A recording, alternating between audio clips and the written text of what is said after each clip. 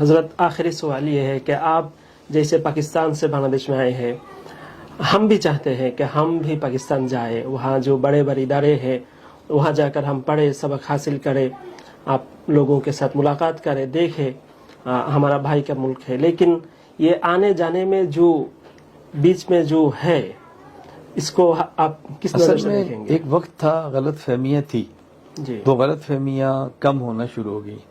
دیکھیے میں بھی آیا ہوں، جی پہلے نہیں آ سکتے تھے، اب آگے. تو آہستہ آہستہ انشاءاللہ حالات کے ساتھ ساتھ یہ غلط فہمیاں ختم ہوگی. تو جس طرح آج میں آیا ہوں، کل اللہ نے چاہے تو آپ بھی آئیں گے. تو یہ دونوں طرف کے عوام کو، زعماء کو مل جل کے ایسی کوشش کرنی چاہیے کہ ہماری آپس کی غلط فہمیاں ختم ہوں اور مسلمان ایک دوسرے کے ساتھ اچھے تعلقات رکھیں. تو اللہ تعالیٰ آپ کو بھی توفیق عطا فرمائے.